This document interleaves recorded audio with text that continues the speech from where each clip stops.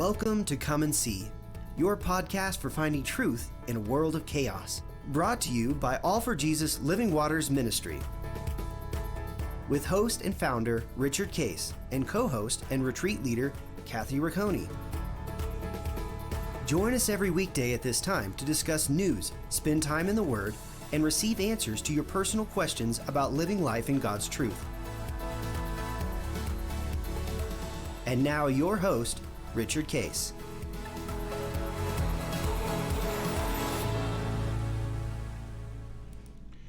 Well, good morning, Kathy.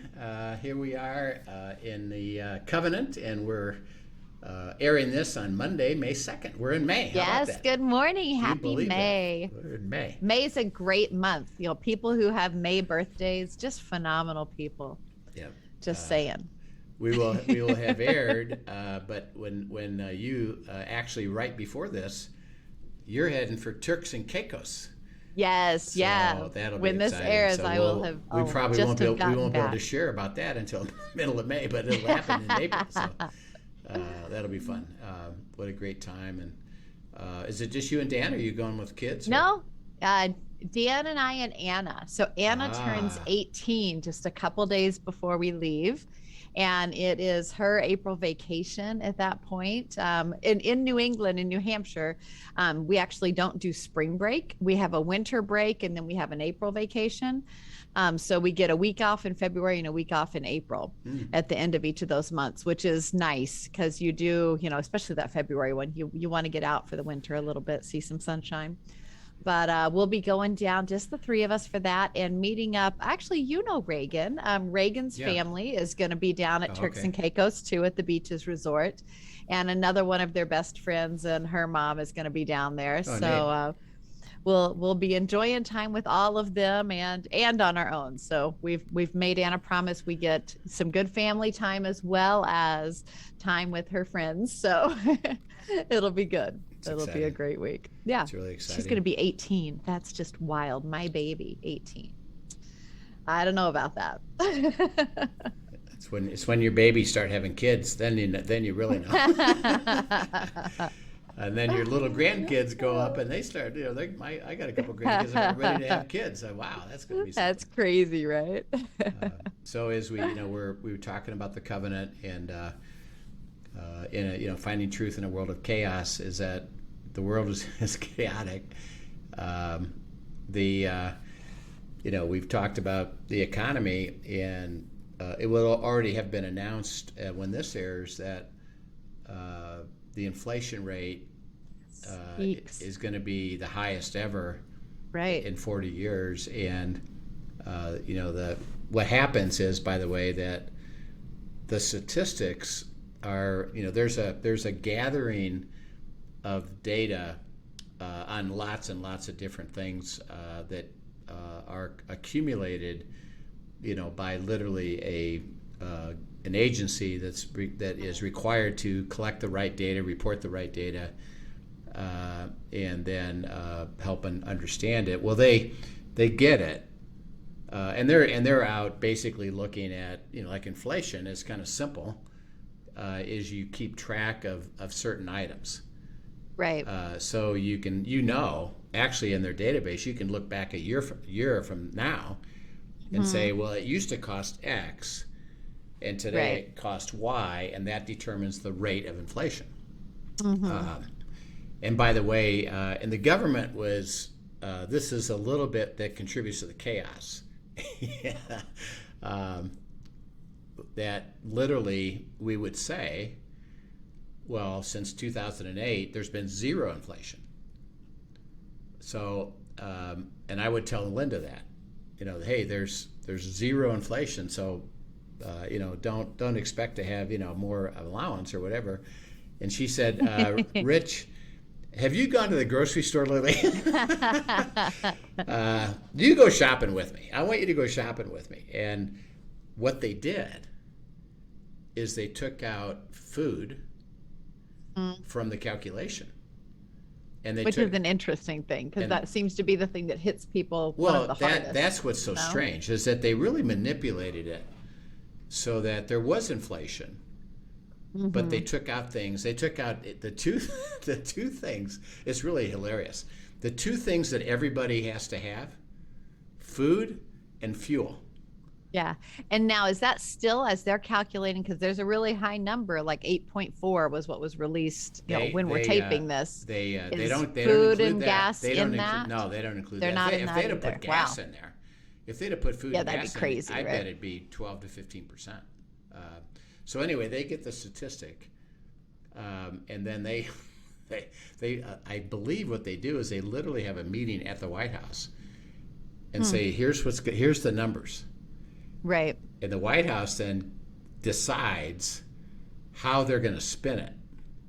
And so, as of now, they haven't yet formally announced it, but the White House came out and said, uh-oh, you better get ready. The number's really bad. And they haven't said what it is, but they've let us know ahead of time. Hey, guess what? Now, by the time this airs, it'll already have been announced, and right. it's probably going to be, could be in the range of 8 to 10 to 12%. Which is huge. And people in our country, we've never had what we call runaway inflation. We've had inflation, but not runaway inflation. Well, right. In Peru, this happened in Argentina, because of the instability of their economies. They do have runaway inflation, and we're talking about prices going up 100% a day. Well, guess what? Yeah. The income doesn't catch up to it that fast. Right. Yeah. So, there are countries where they have actually had to do multiple paychecks per day just to keep up with the rate of inflation and things like that. Right. Yeah. And then as a result of it, there's things that literally they can't afford. So in Peru, for example, just over the last couple of weeks, there's been rioting. Yeah. Because I can't get stuff that I need, and it's because the stupid government, has this runaway inflation. So the question, which is going to be interesting to us, is it's never been this high, and so how fast and how far is it going to go, and what's going to happen then? By definition, going to have to carry incomes.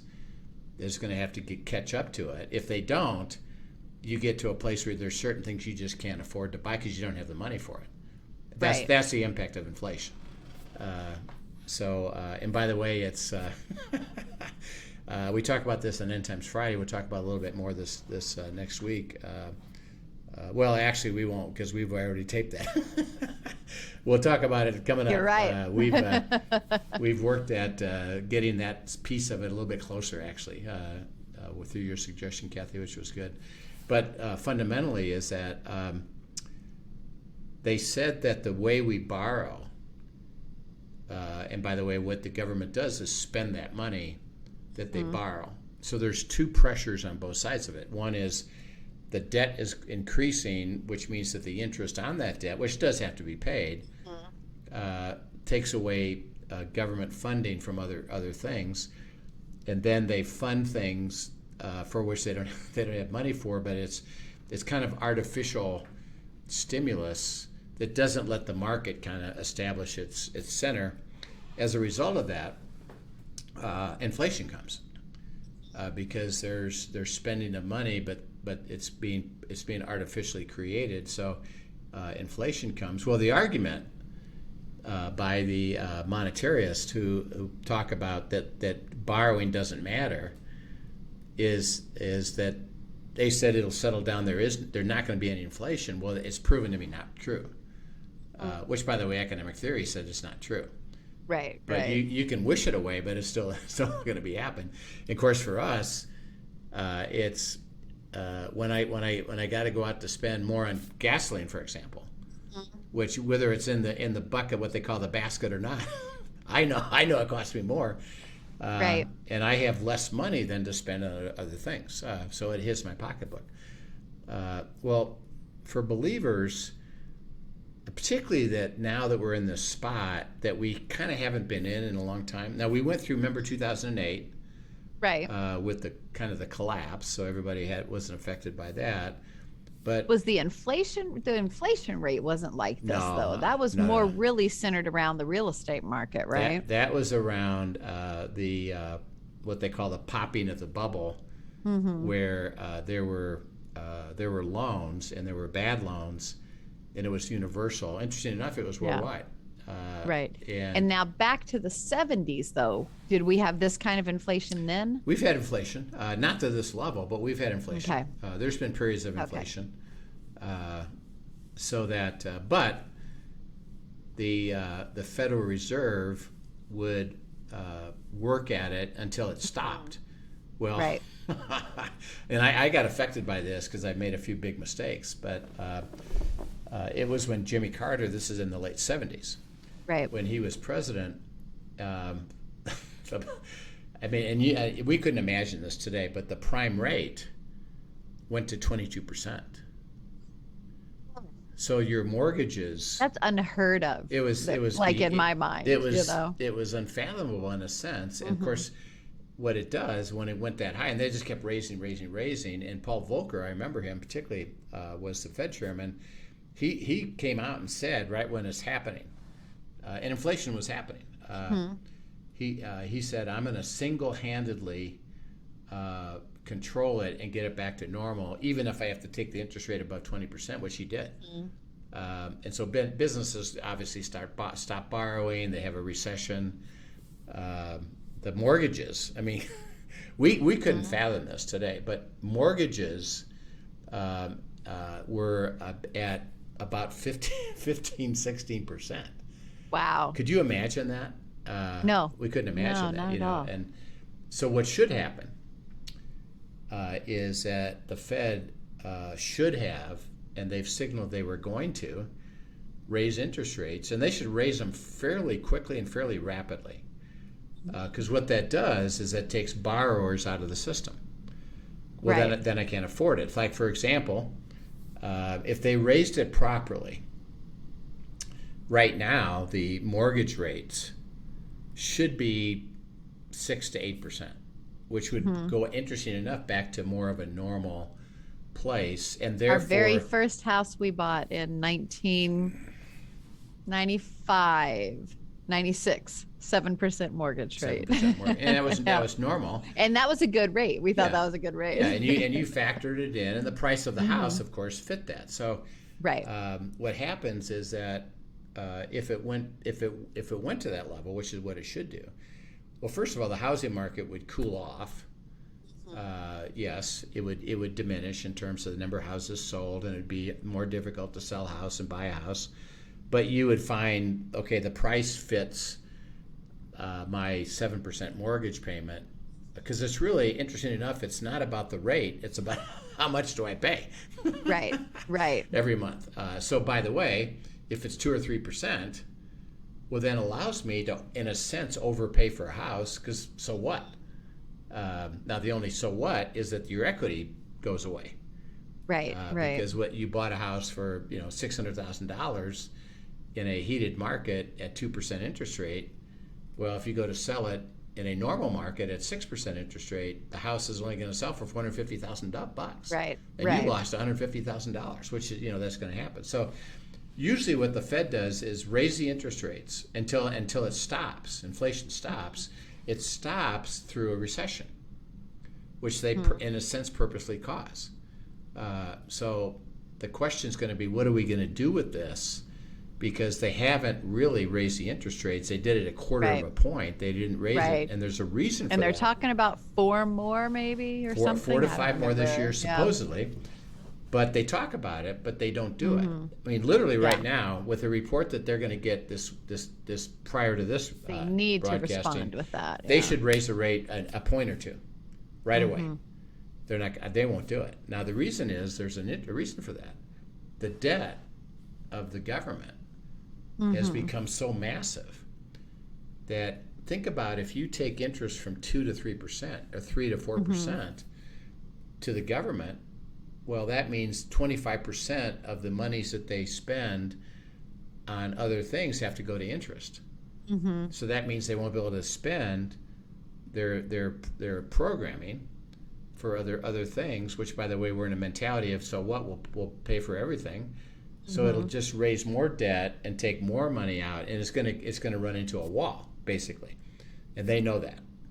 Right. So when we talk about the end times, this is one of the possibilities, by the way, that the Fed, which, by the way, is owned by the Rothschild family, and owns every central bank in the world, and it controls every central bank in the world, if they want to collapse, which, by the way, we've talked about the Great Reset, and more it's being spoken above, is a collapse and then a answer for that. So right. The implication of all that, as we're talking about it, is well, that's not good. Right. And we've never been through this, and what's going to happen to us, and therefore, doesn't that mean that we're not going to be blessed? Because remember, we tend to think of financial blessing as what just that looks the like. only blessing, and that I guess we're going to be in for a time of not being blessed. And God says, well, none of that bothers me. The covenant is it's absolute. It's been forever. It lasts for 1,000 generations. I'm going to bless you to make you a blessing, and it's not dependent on the issues of life, because I'm supernaturally able to move you through, including, by the way, I could prepare you to say, I need you. And by the way, he did that with Joseph. Said, right. The wisest. The famine's coming. Yeah. The wisest animal on earth is an ant, because it saves up in summer to get ready for winter. And so he could be saying, if you're going to be part of my blessing as you're being led by me, one thing I'd like you to do is save up, get ready. Yes, you're going to be laid off, but if you have provision, you can make it through that, because you'll still be blessed. You'll still be doing fine.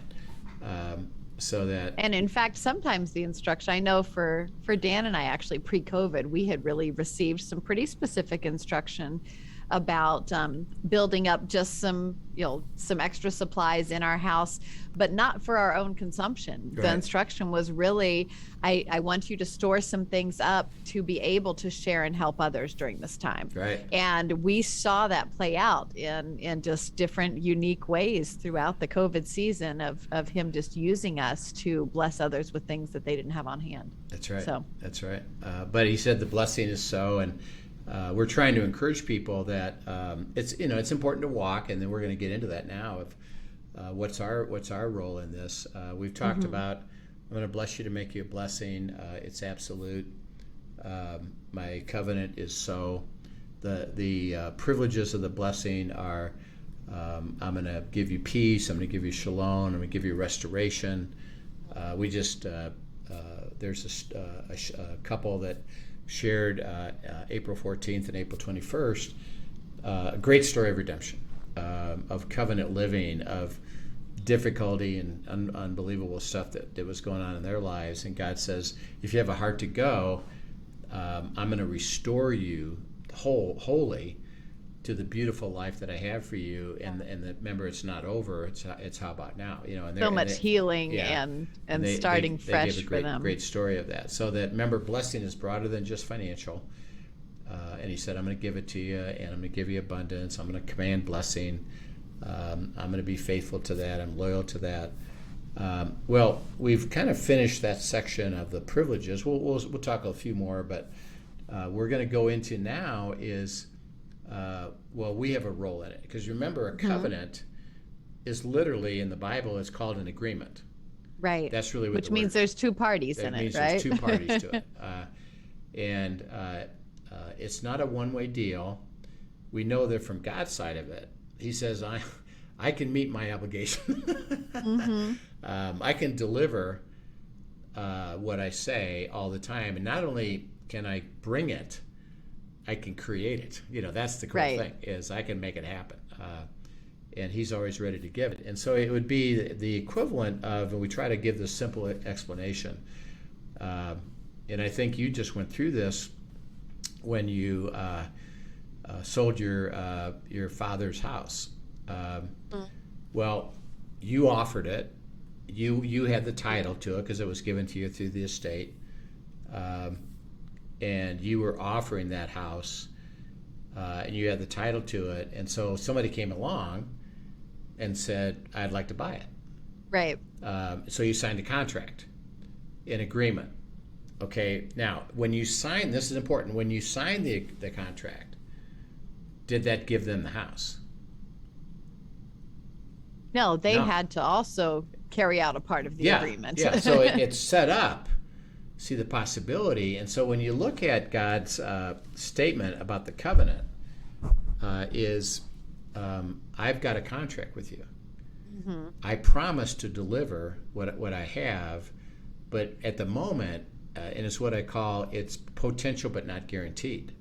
Mm-hmm. And that's where we got to be careful, because a lot of people say, well, I haven't experienced a covenant, and I'm a Christian, I'm a believer, I'm a child of God. Well, both sides of the contract haven't been fulfilled.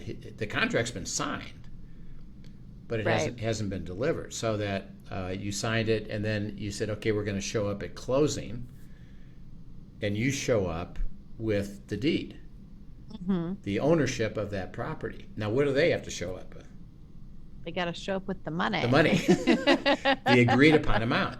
I agree to this amount. Okay, now, if they show up and fulfill their part of the deal, what happens? The transaction happens. Mm-hmm. You receive the money, and they receive the ownership of that house as promised. Right. You had it to deliver. You handed it over. What if they didn't show up? Then they weren't going to be getting the house. Okay, because why? They didn't fulfill their end of the agreement. Yeah, see, they said they were going to. Mm-hmm. They agreed to, but they never actually did. Right. And even though you came at the closing ready to deliver your part of it, mm-hmm. I have it. I'm ready to deliver it. Here I am. If you show up, you receive it. But guess what? If they don't show up, you can't give it to them. Right. Even though you'd like to, because the agreement has to be fulfilled. So the covenant is, God says, this is my part, you have a part, mm-hmm. and you need to meet your obligation. Now we're going to see some cool stuff about this, but what we're going to begin talking about is, okay, what's our part of the deal? What's our responsibility? Well, the first one is to do what is right according to what God has stated. So let's look at this. This is kind of a cool little story. Go to 2 Chronicles 14, 2 through 6. All right. Asa did what was good and right in the eyes of the Lord his God, for he removed the altars of the foreign gods and the high places, and broke down the sacred pillars and cut down the wooden images. He commanded Judah to seek the Lord God of their fathers and to observe the law and the commandment. He also removed the high places and the incense altars from all the cities of Judah, and the kingdom was quiet under him. And he built fortified cities in Judah, for the land had rest. He had no war in those years because the Lord had given him rest. Yeah.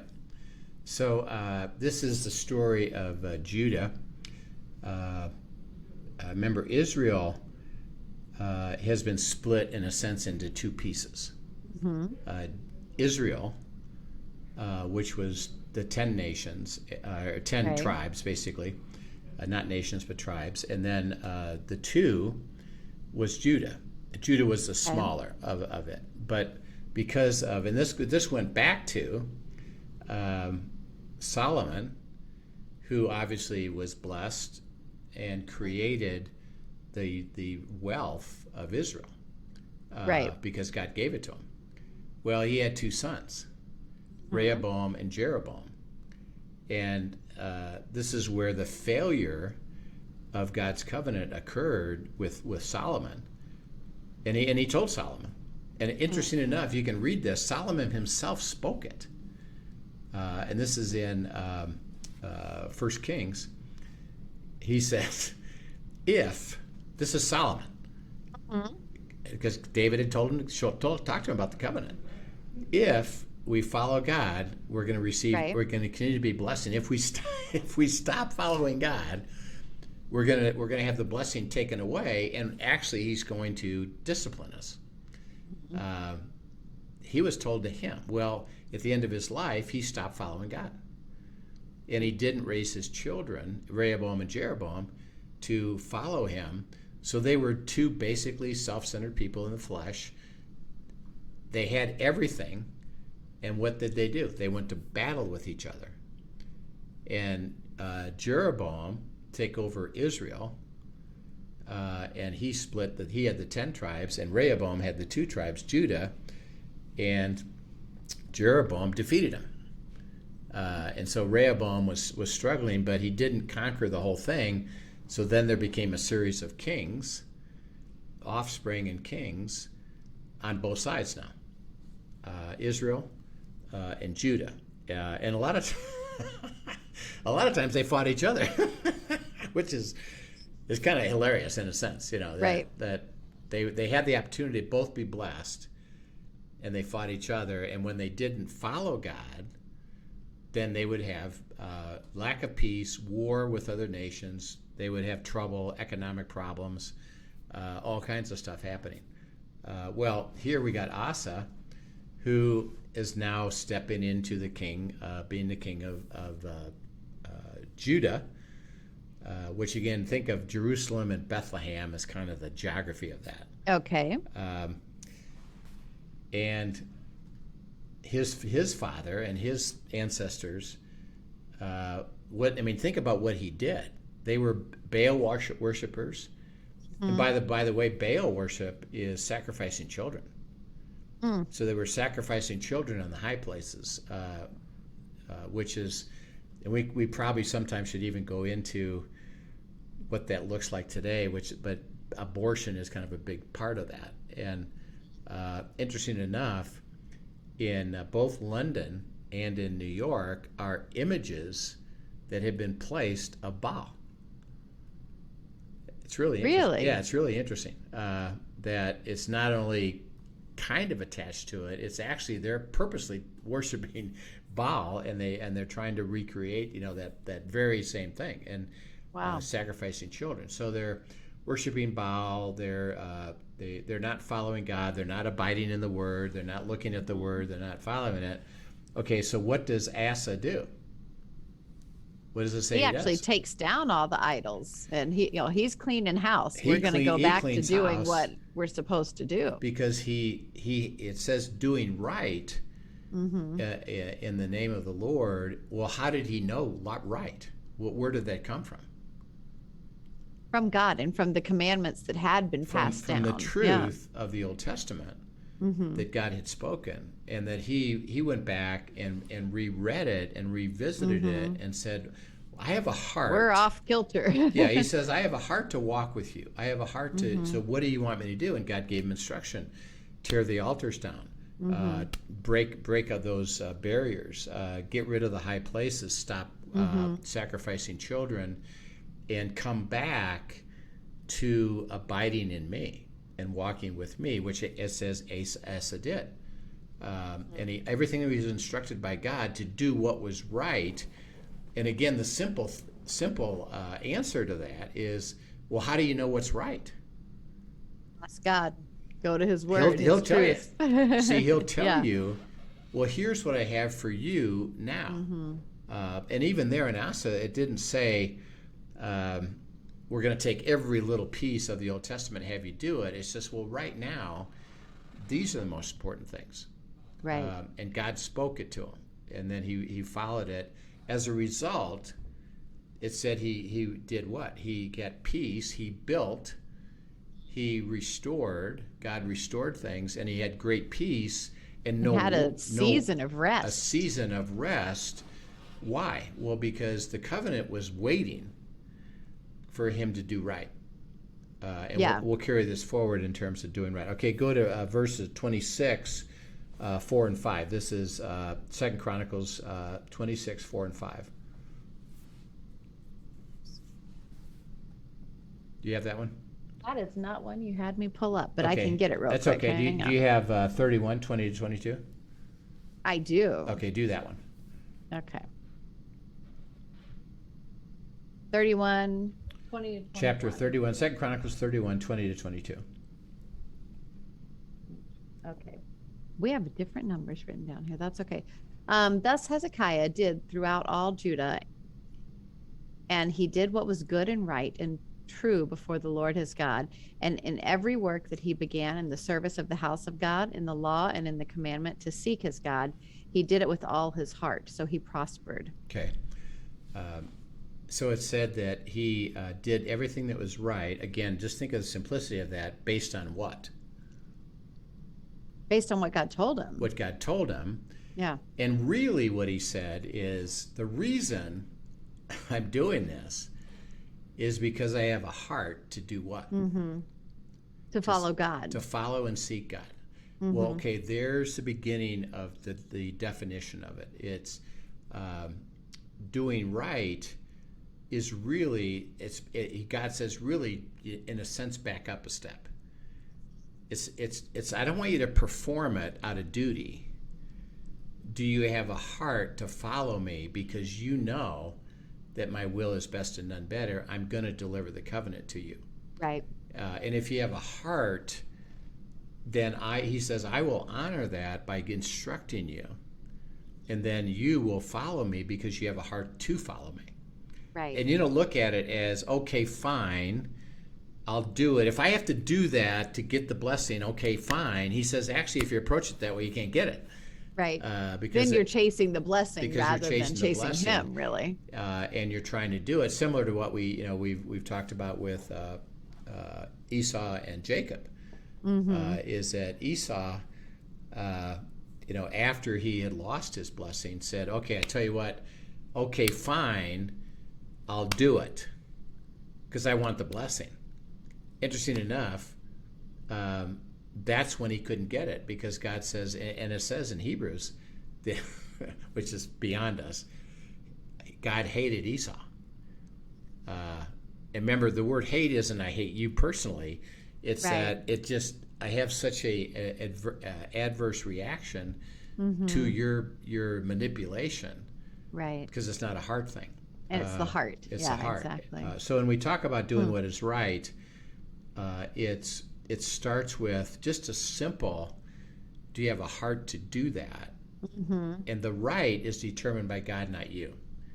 Right. And that means you got to be in the Word, abiding. That's why we talk about this so much, that it's a way of living, and it's not cramming the whole Bible down your throat. It's today, what instruction do I have to understand what it means to walk with God? And He'll let me know. And it's not He expects you to be perfect and get everything correct. It's just follow me today. Where? In the steps that I have for you. If you do, and it said, He just said, I have a heart to go. What did it say? He prospered. Yeah. And the word there Absolutely. is I had blessing on every side of things. I mm-hmm. had freedom. I had great relationships. I had great family. I had great celebration.